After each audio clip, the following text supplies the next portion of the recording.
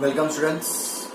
Today we are going to continue with the chapter number 7, integrals.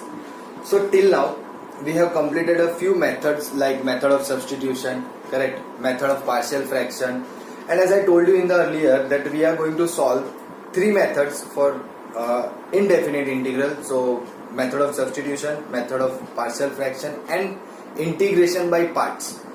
So till now we have completed first two methods including trigonometric identities, some particular functions, those 6 formulas, those certain kind of type of the problems, correct, and we did the partial fraction as well. Today we are going to start with the topic called as integration by parts. Integration by parts. Now in this particular topic, how we are going to solve a problem, so I'll give you a little bit of idea. Suppose you have something like this in the form of integral, let's say f of x into g of x, correct, means if we have two functions in the product, kind of something like this, like x cos x or something like e raised to x sin x. If we have something like this, definitely dx will be there. There is no scope के dx नहीं हो सकता. So something like this, then we'll go for the integration by parts. लेकिन कैसे करेंगे? What should be the formula? How we are going to apply? How we are going to consider what things in such a way? वो सब हम अभी देखेंगे in a bit detail way. I'll derive the formula for you as well, and then we'll go for the problem so that you may feel connected कि हाँ इस logic की वजह से हम ऐसे कर रहे हैं और इस तरह से कर रहे हैं. बट ऐसा जरूरी नहीं है कि every time you see something like this तो इसका मतलब कि बाई पार्ट्स ही करना पड़ेंगे. There may be chances. Suppose the integral is sin x into cos x dx. Now in this particular kind of integral you won't think of doing by parts. The reason is because if you multiply and divide it by 2, you can convert this function into a simpler form and then you can easily do it by the method of substitution, correct. So ऐसी situation के अंदर हमें integration by parts की जरूरत नहीं पड़ेगी. तो हमें कैसे पता चलेगा और कैसे टाइप के क्वेश्चन होने चाहिए जिससे हमें आइडिया है कि yes we can go for the integration by parts. Now maybe जैसे यहाँ पे तो चलो बाय सब्स्टिट्यूशन हो गया, but if you want you can go for integration by parts. But अगर सपोज मान लो कि आपका इंटीग्रल आ गया square root of x into sine x dx. Now this kind of function can not be solve, correct. Anyhow आप इसका integration कर ही नहीं सकते. द रीजन इज कि ये जो हमारा इंटीग्रेंड है वो कभी भी किसी भी चीज का डिफरेंशिएशन करके ऐसा आंसर हमें नहीं मिलना है जिसकी वजह से हम बोल सकते हैं कि इसका इंटीग्रेशन पॉसिबल नहीं है.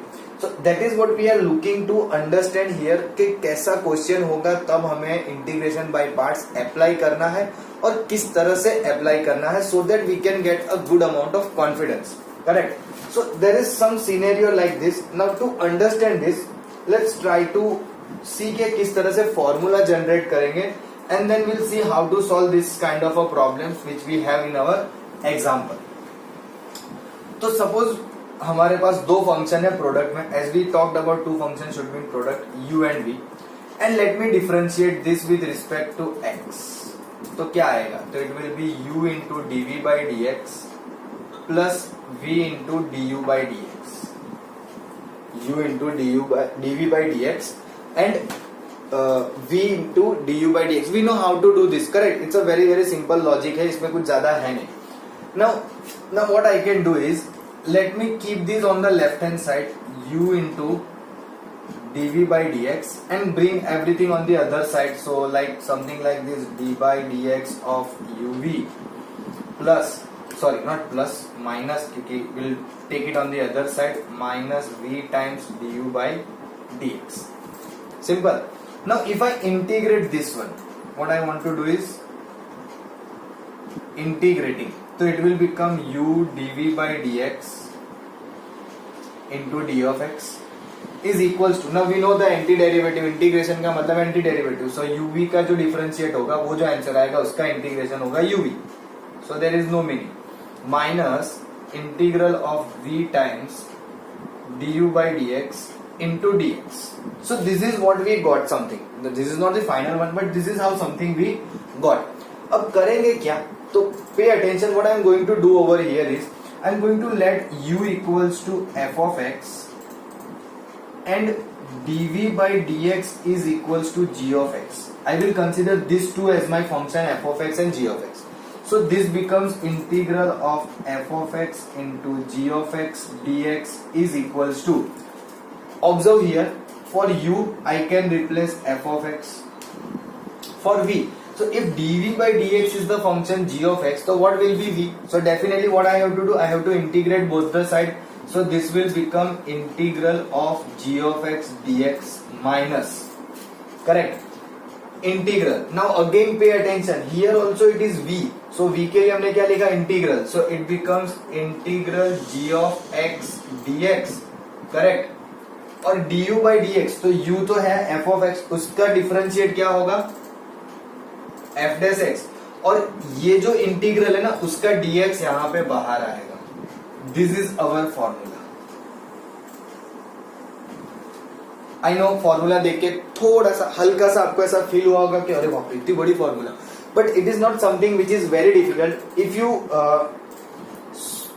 solve 5 to 10 problems, now you will feel like okay it's very simple, इसमें कौन सी बड़ी बात है, correct. But now let me put it in an easy way. Here you can looking it at in a f of x, g of x, big terms. Let me put it in a simple way. Integration by parts, integral of u v dx, है ना. I considered u and v. So क्या करेंगे, f of x की जगह पे u as it is, v का integral यानी कि integration of v dx minus integral f dash x यानी du by dx integral v dx, करली ब्रैकेट रखेंगे क्योंकि पहले वाले इंटीग्रल का dx, ये वाले, नॉट ये वाला पहला, ये वाला. इस तरह से हम सॉल्व करते हैं integration by parts. This is the formula and based on this formula you can solve each and every problem of integration by parts with the same similar formula. There is no change in the formula. Am I clear? Chalo. Now let's go for example. We'll try to understand with the help of an example. Let's take one example. Integrate x cos x dx. Correct. Now one thing again we need to take care of कि हमने जैसे यहाँ पे देखा to understand the whole derivation of the formula, हमने बोला था u equals to f of x and v equals to dv, sorry हाँ या v equals to, not actually v equals to dv by dx is equals to g of x. dv by dx equals to g of x. Now the problem is के which function, because see here you can understand f of x, g of x, something like that, but when you write like this integral of u v dx, correct, in that particular situation which function you will consider as u, which function you will consider as v, तो वो हमें यहाँ पे सीखने के लिए या वो करने के लिए हम कैसे करेंगे, means what I want to do is I have to select in such a way that I can simplify this integral into a simple manner. मुझे उसका इंटीग्रेशन सॉल्व करने आ जाना चाहिए. तो how can we go for that? तो उसके लिए एक मेथड है. We can not say that method is 100% full proof, but या वी कैन से कि भाई अगर उस तरह से हम करेंगे ना तो will get almost all the problems done by integration by parts. The method जिसमें हमें फर्स्ट कौन सा लेना है फंक्शन, सेकंड फंक्शन कौन सा लेना है, वो किस तरह से पता करेंगे, तो उसके लिए एक मेथड है जिसका नाम है आईलेट और something like this. You can pronounce it, or if you just simply dictates a word ILATE. Now what are these words? तो वो समझते हैं. तो I stands for inverse function, L stands for logarithmic, correct, log है, सीधा सीधा समझ दो, पूरा वर्ड लिखने का मतलब नहीं है.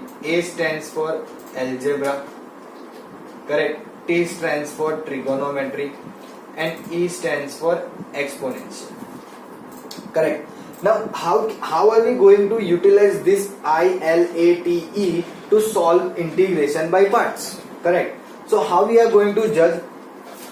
Looking at all these different functions, check करो कि इनमें से कौन सा फंक्शन आपके पास है. So if you look at over here, x will considered as algebra and t cos यानी कि trigonometry. So algebra come first. Whichever come first will consider that as the first function u, या फिर आप बोल सकते हो first और second, या फिर आप बोल सकते हो u और v. Considering this, are you getting? इनमें से जो पहले आपका फंक्शन आपके इंटीग्रेंड के अंदर आता हो उसको आप u कंसिडर करोगे और जो उसके बाद आता हो उसको हम v कंसिडर करेंगे. there are certain tricks whenever you have inverse trigonometry, inverse in your problem, you will immediately consider that as u. Correct. If you have exponential in your problem, you can directly consider that as v, because exponential is the last, उसके बाद तो कुछ है ही नहीं. Correct. So you can consider that as v. So that is how you can understand. If you don't have exponential function but you have trigonometry, so definitely that is going to be v. We don't need then how to get u. Simple. वो v हो जाएगा, यानी कि second function. तो another one will be the first one. As simple as that. Correct. Now what we are supposed to do is we are simply supposed to integrate this particular function. कैसे करेंगे? तो मुझे integrate करना है. Formula ये रहे, x as it is integration of v यानी कि cos x dx minus integral उसके अंदर u का डेरिवेटिव यानी कि d by dx of x integral cos x dx और ये curly bracket close dx. This is how we are suppose to write. ये आपकी फॉर्मूला है पूरी. Correct. Equals to x cos x का integral sin x. Am I right? Because cos x का differentiation minus sine होता है तो integral sine, sine का differentiation cos minus. Let me put this integral first. x का derivative 1, cos x का integral sin x dx. So 1 into sin x यानी कि 1 ही होगा. Now what will be the integral of sin x? sin x का integral minus cos x. So ये हो जाएगा minus minus plus plus. Are you getting? So this is how we are supposed to solve. Now maybe आप में से किसी ने ऐसा देखा होगा कि सर ने तो 1 into sin x लिखा है ना, तो sir should consider this as u and this as v. अच्छा चलो कंसिडर कर लेते हैं. लेट्स से कि भाई हमने इसमें u और v कंसिडर कर लिया तो क्या होगा? तो क्या भाई u को 1 ले रहे हो ना, तो u एज इट इज यानी कि 1 as it is integral of sin x dx minus integral उसमें आप लिखोगे d by dx of 1 integral sin x dx और ये कर्ली ब्रैकेट बंद करके dx. अरे भाई कांस्टेंट का डेरिवेटिव 0, तो ये तो पूरा 0 हो गया, टर्म हट गए. तो मेरे पास सिंपली क्या बचा? 1 बाहर इंटीग्रल ऑफ sin x और sin x का इंटीग्रल क्या होता है? Minus cos x plus c. वही हुआ ना, माइनस माइनस प्लस हो गया. करेक्ट. सो ऐसा नहीं करना कि ये 1 मैंने बाहर लिख लिया वगैरह वगैरह. अच्छा, few students think like this कि सर आपने पहला वाला इंटीग्रल किया तो उसकी जगह पे भी तो आपको कांस्टेंट रखना चाहिए. But that doesn't matter. I told you many times, आप कभी भी कोई भी इंटीग्रेशन कर सकते हो. If you have more than 1 integral possible in this certain step, एक ही स्टेप में एक से ज्यादा इंटीग्रल हो तो don't worry, you can just right a common constant for all of them at the end. है ना? ऐसा नहीं है कि अब मैंने यहाँ का इंटीग्रेशन किया था, I will write x sin x plus c और c1, फिर इसका सॉल्व करेंगे, या इसका सॉल्व किया तो उसका अंदर लिखा, फिर इसके लिए सॉल्व करेंगे तो so unnecessarily don't make problem complicated. है ना? आई नो कि पहली बार कर रहे हैं तो मेरी रिस्पॉन्सिबिलिटी है आप तक ये सारी चीजें पहुंचाने की, लेकिन उसके बाद आप ध्यान रखेंगे कि हम अननेसेसरीली कॉम्प्लिकेट नहीं करेंगे by writing constant every time we integrate. है ना? एक कॉमन सा कांस्टेंट रख देंगे when all the integrations are done. Correct. So this is how we are suppose to solve. ये प्रॉब्लम इस तरह से सॉल्व होता है और ये एक आपको ध्यान रखना है. करेक्ट. आई लेट, इलिएट बोलो, आईलेट बोलो, जो भी आपको प्रोनाउंस करना है, ILATE, जो भी, इस पैटर्न को आपको ध्यान में रखना पड़ेगा because this is the most important criteria to solve integration by parts. But I told you this is not full proof, means 100% ये सेटिस्फाई हो ऐसा जरूरी नहीं है. मे बी कोई प्रॉब्लम ऐसे भी हो सकते हैं जिसमें ये चीज सेटिस्फाई ना करें and still we can solve the integration.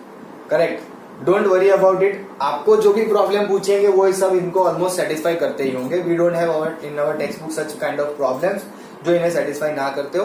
Will have everything which is going to almost satisfy this particular condition. Correct. You can pause the video and note it down. Now let's look at a few more examples जिससे हमें थोड़ा और मजा आए. So now this is my favorite problem. ये problem मुझे बहुत पसंद है. Integral of log x dx.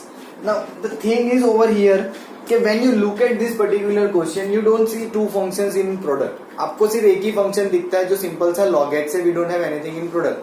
But if you recall we don't have any formula for log x. हमें log x की तो कोई फॉर्मूला है ही नहीं. 1/x का आंसर इंटीग्रल में log x आएगा. log x का डेरिवेटिव 1/x होता है, that we all know. But log x का जो इंटीग्रल होता है ना, इट्स वेरी इंपॉर्टेंट। अब आई विल शो यू क्या यहाँ पे क्यों एग्जांपल लिया है, because obviously we are going to solve this with the help of a integration by parts, but how we are going to do that, that is very important. So what I will say that my this integral is something like this log x into 1 dx, correct? And as per ILATE I can consider this as the first one and this as the second one. Now maybe you may be thinking कि sir आपने इसको first और इसको second क्यों किया, अगर मुझे reverse करना हो you can do that, but फर्क क्या पड़ेगा पता है? If you consider this as a first one तो आप यू एज इट इज लिखोगे, इंटीग्रल ऑफ v वापस इंटीग्रल ऑफ log x आ गई. How are we proceeding further then that? वही तो फाइंड कर रहे हैं ना.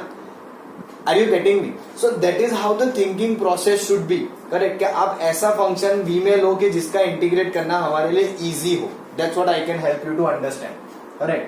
सो वन एज इट इज, अरे बाबा गलत लिख देना आपके चक्कर में. चलो, log x as it is integral of 1 dx minus integral of d by dx of log x integral of 1 dx और ये dx.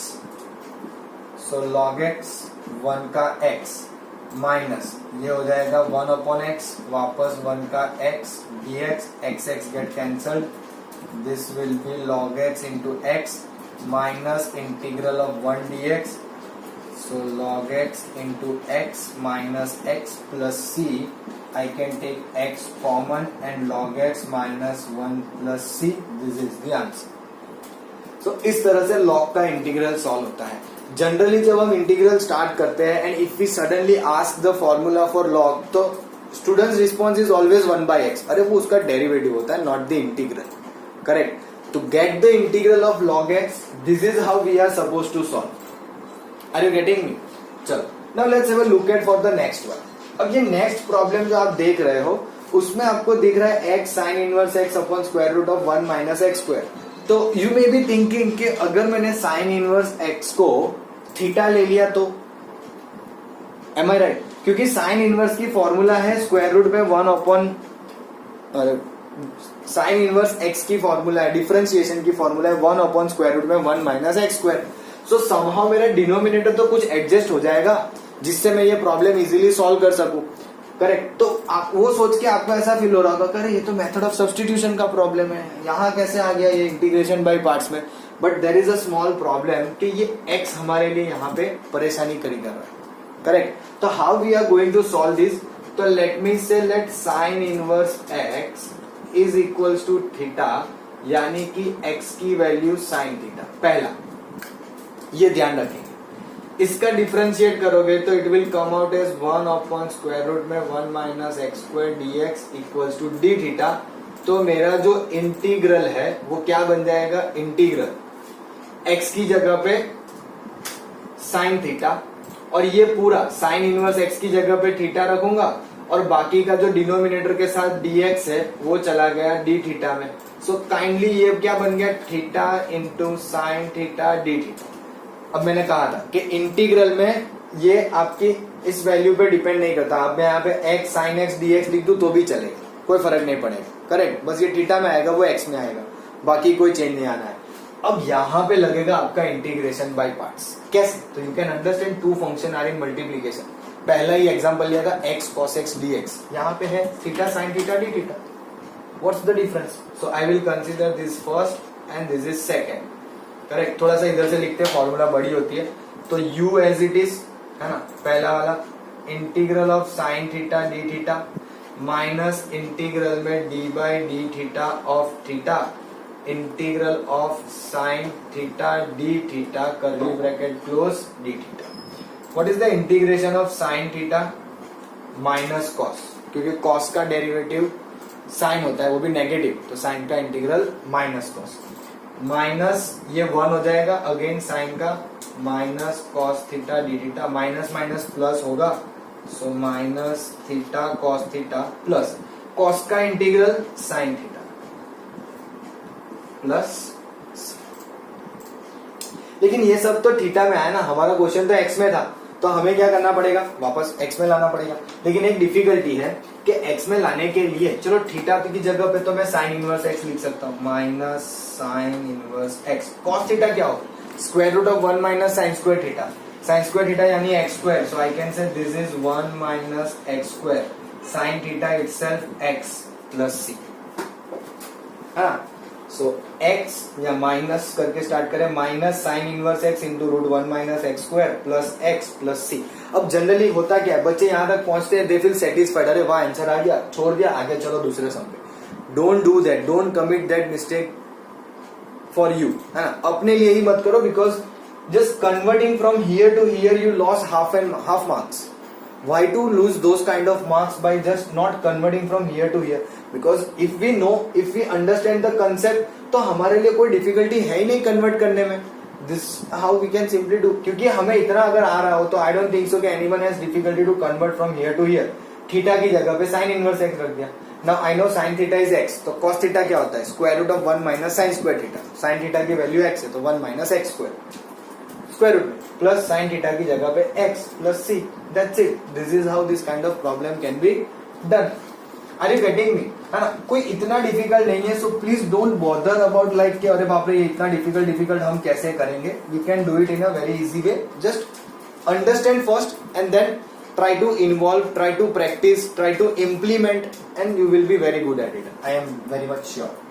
So let's take one more example. Integral e raised to x sin x dx.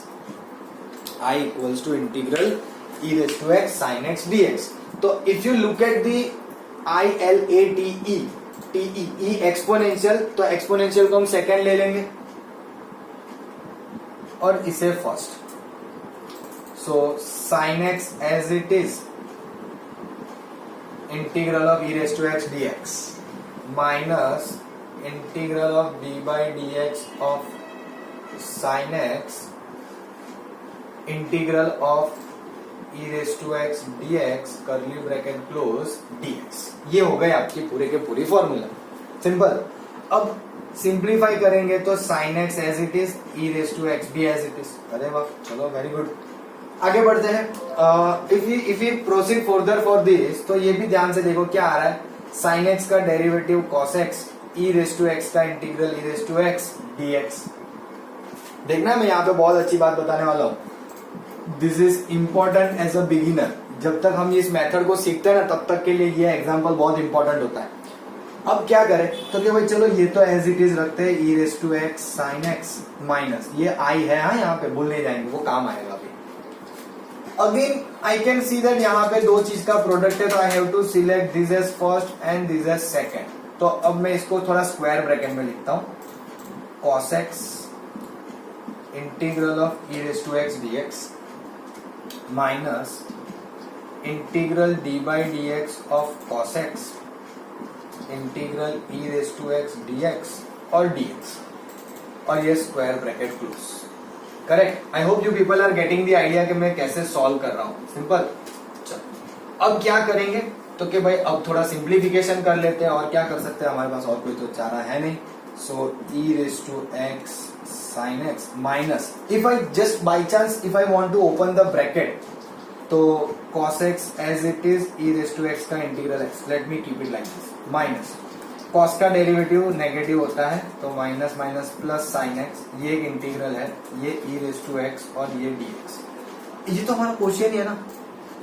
अब वापस से यहाँ करेंगे तो चलता जाएगा ऐसे, तो मतलब हम कब तक करते रहेंगे इसको। चलो एक स्टेप और कर लेता हूँ, मैं ब्रैकेट ओपन कर लेता हूँ,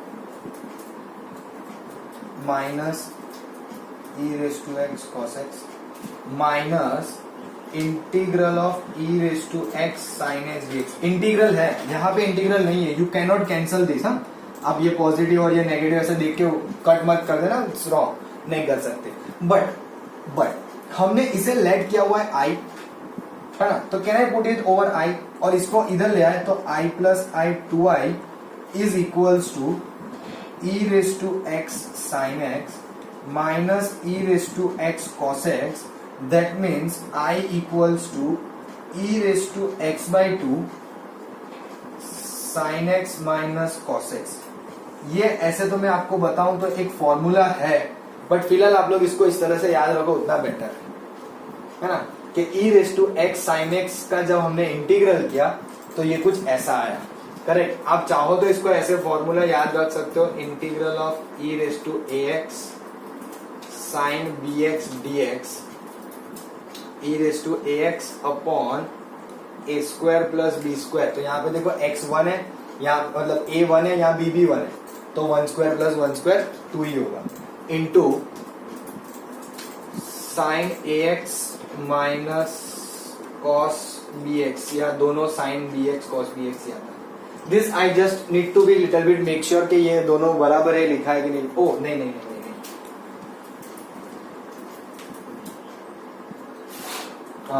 This will be something like this, a sin bx minus I guess b cos bx, ऐसा कुछ आता है। See again I am telling you, देखो फॉर्मूला है, एट अ टाइम जरूरी नहीं है याद आ जाए, ये तो क्वेश्चन में ऐसा आंसर आया ना तो एकदम से स्ट्राइक हुआ कि there is some formula like this. हाँ, अगर आपको ऐसा हो कि मुझे ये फॉर्मूला को स्टैंडर्डाइज करना है तो you can go for something like this, ले लो i equals to integral of e raise to 2x into sine x d x, इसे सॉल्व करो तो आपको सारे आइडियाज क्लियर हो जाएंगे कि कहाँ पे a आएगा, कहाँ पे b आएगा, है ना। It will give you something e raise to 2x upon 2 का स्क्वायर 4 प्लस 1 5 इंटू, अब देखो यहाँ पे कि भाई 2 साइन x आया तो ये करेक्ट है, या फिर अगर 1 साइन 2x आया तो फिर भाई यहाँ पे b आएगा और यहाँ पे a आएगा, वो थोड़ा सा एडजस्ट करना है। But this is the how formula is, and not only for this one, ऐसी formula e raise to ax cos bx के लिए भी है, same kind of the formula. But फिलहाल इतना नहीं सोचेंगे, ये आपको ध्यान में रखना है, this is how we are suppose to solve a question like this. Am I clear? I hope there won't be any kind of difficulty in this particular question. We did 3 more, so I hope concepts are getting little bit familiar, how to approach a problem, how to solve a problem, and I guess you can pause the video and note it down. Okay, now let's try to understand the same problem जो हमने अभी सीखा, e raised to x sin x dx. Now in this particular, what we did right now, we consider this as the first and this as the second. But what if I say कि अगर मान लो मैंने इसे उल्टा consider किया, because as per the ILATE this should be the first, but let me consider this first and this second, तो what will happen, तो e raise to x as it is integral of sine x dx minus integral of d by dx of e raise to x integral of sine x dx curly bracket dx, correct. Why I am doing this? Because I told you that every time ILATE is not a foolproof, correct? It will give the answer, but here in this kind of a problem you have an option, you can go for either of them, it doesn't matter, correct? So let me say e raised to x as it is, sin का integral, अच्छा cos का derivative sin होता है तो sin का integral minus cos minus e raised to x as it is, again minus हो जाएगा तो ये मैंने लिख दिया plus cos x dx. So this something kind of similar what we did in the previous same similar problem, correct? तो e raised to x cos x, अरे वापस u into v, अब again you can go here for something like this minus cos x e raised to x plus, जैसे यहाँ पे लिया वैसे ही consider करेंगे, let's say this is first and this is second, so square bracket में e raised to x as it is cos x dx minus integral में पहले derivative of the first function, integral of the second function और पूरे integral का dx and square bracket close, so minus cos x e raise to x plus e raise to x sine x minus integral e raise to x sine x dx, bracket open करेंगे तो e raise to x sine x positive, e raise to x cos x negative, बाहर ये लिखा minus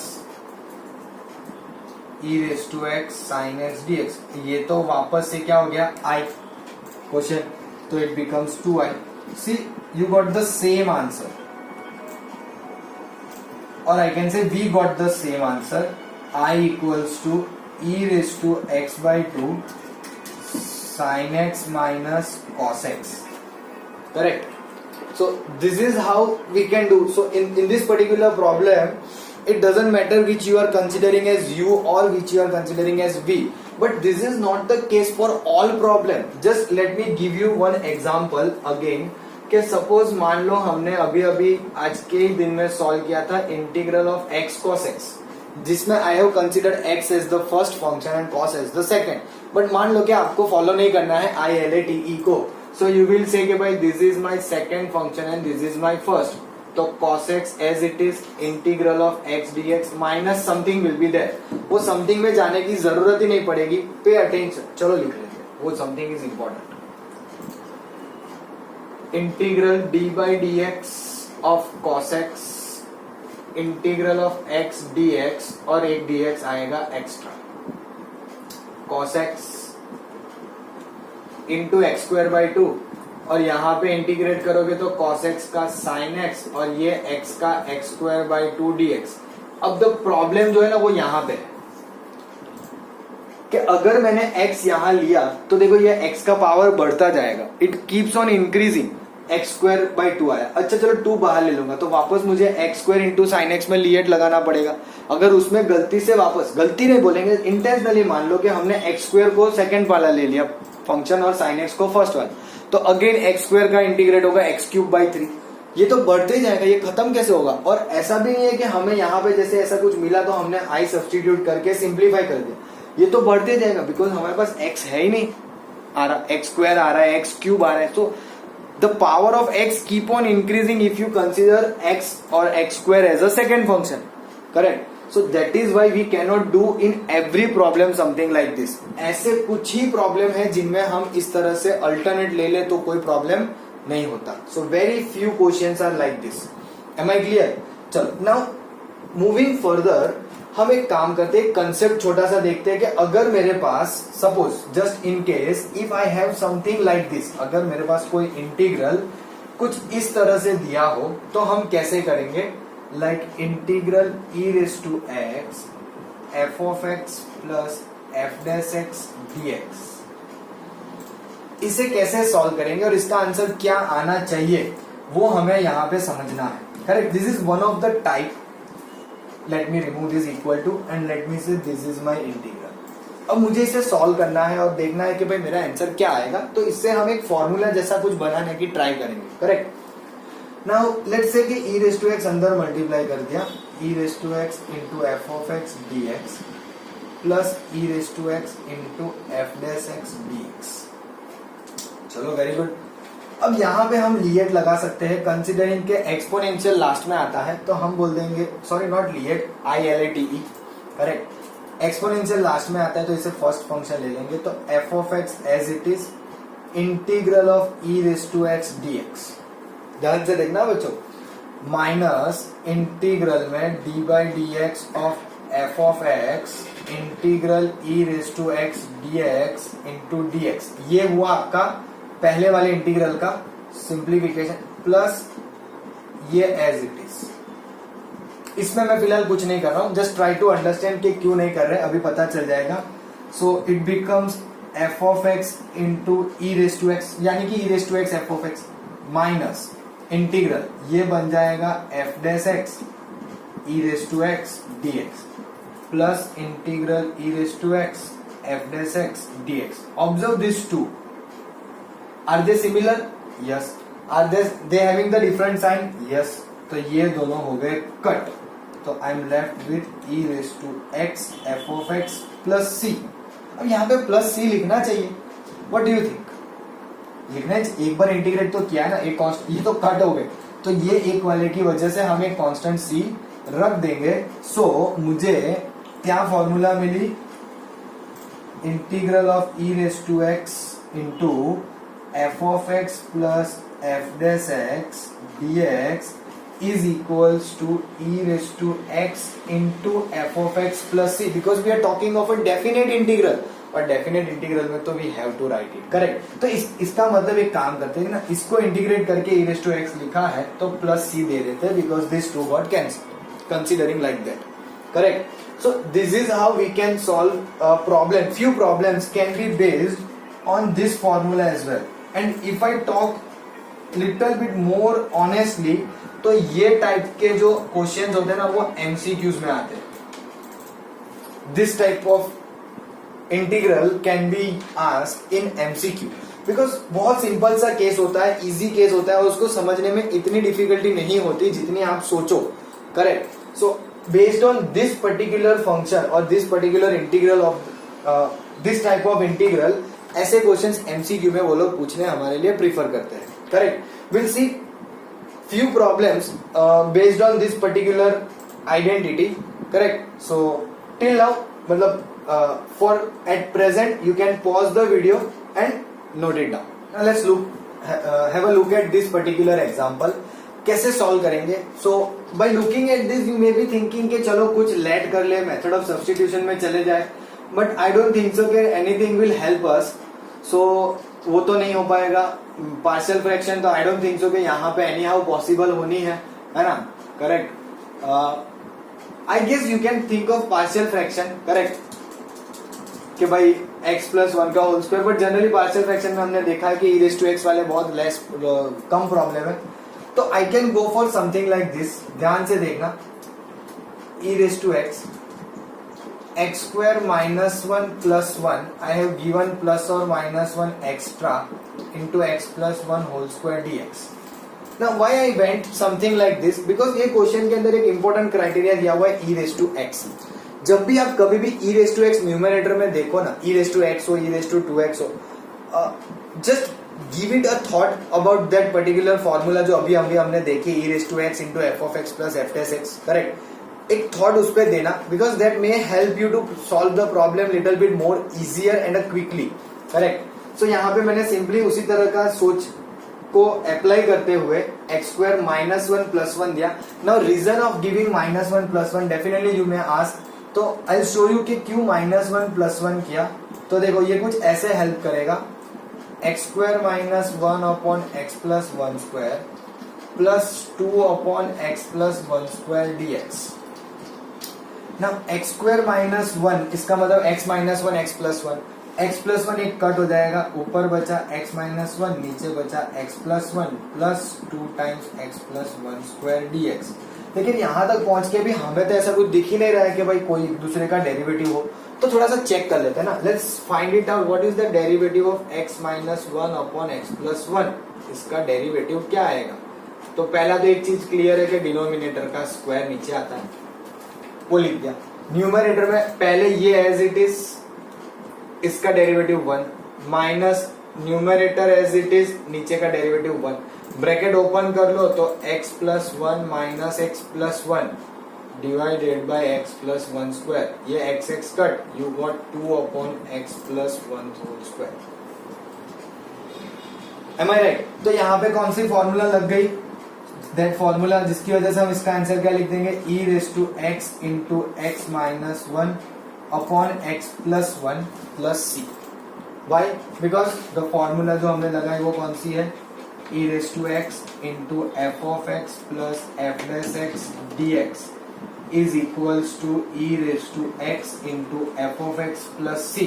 with the help of this formula हमने ये direct लिख दिया है ना. ऐसा जरूरी नहीं है कि आपको यहाँ पे ये सब लिख के बताना है. हाँ, आप एक स्टेप बढ़ाना चाहो तो ऐसे बढ़ा सकते हो. I show you, don't worry. क्या लिख सकते हो? Something like this. Integral e raise to x minus 1 upon x plus 1 plus d by d x of x minus 1 upon x plus 1 dx, जिससे आपका आंसर हो जाएगा e raise to x into x minus 1 upon x plus 1 plus c. This is how you can write. I don't mind because you need to have the idea कि हाँ इसका derivative ये है, कि इसका डेरिवेटिव ये है. जो भी आपको बताना है यो आप इस तरह से बता सकते हो.